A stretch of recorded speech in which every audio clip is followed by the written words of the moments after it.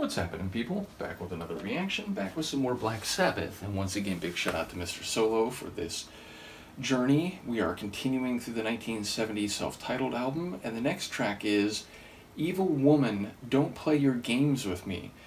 So yeah, it sounds like a both warning, but also an acknowledgement that the other person does not have the best intentions for the narrator. It sounds like it's playing off of the either seductress or temptress type of motif. It could, of course, relate to supernatural or fantastical types of abilities, meaning someone who's not just torturous in a more mundane sense, but someone who has preternatural or metaphysical powers and who might be capable of bedeviling or bewitching the narrator, and they're trying to stake their claim in advance to prevent such trickery. So yeah, it sounds like someone who's worried about the danger posed by this woman, and regarding them as evil is of course a suggestion that there's immorality or some cruel nature of their person. So I'll see what I can catch on a first listen. This is Black Sabbath. The tune is Evil Woman, Don't Play Your Games With Me, and it's from the 1970s self-titled album.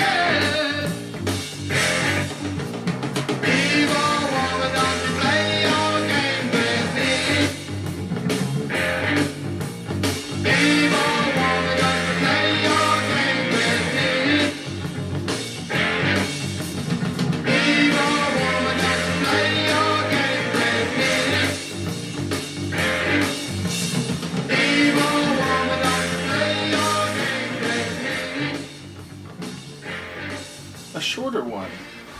Let's say it's like 4 minutes long. In fact, just around 3.5. So yeah, In some ways, it felt a bit lighter. Now, it's dealing with some serious accusations, and there is a suggestion of temptation and danger, though the narrator is well aware of it, so he's making clear that he is hip to her game, if you will. But in terms of the sonic atmosphere and even Ozzy's vocal performance, it's not as epic and wicked and dark as some of the other tunes I've heard from them already. So it had a bit of a kind of fun grooving type of feel. I will say the bass is sonically the star of this one. Just the cycling groovy bass really stood out. We did get a brief guitar solo, and that was very dynamic and compelling, though admittedly like quite short in terms of its duration relative to the track overall.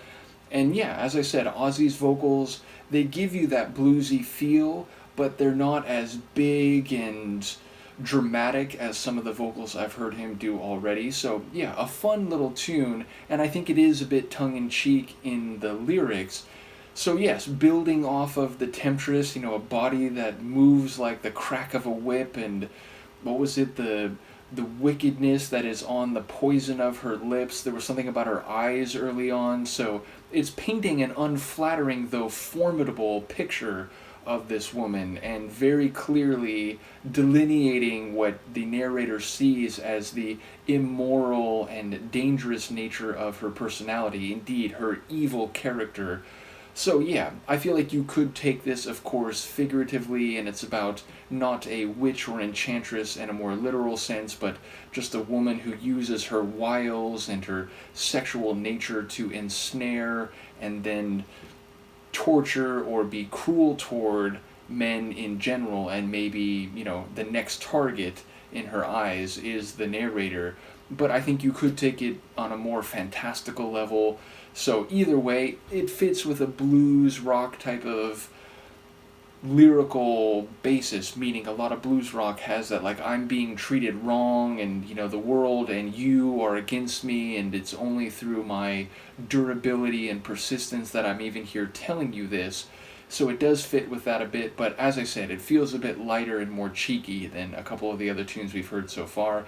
Either way, I enjoyed it, and despite it not being as big and dramatic as some of their other songs, it really does convey this harder-edged blues rock, as I'm coming to understand was the real calling card of their early phase before they became recognized as these metal pioneers and, maybe move into even harder and heavier sounds. So yeah, I enjoyed it once again. Shout out to Mr. Solo. Let me know what you think, and I will see you next time.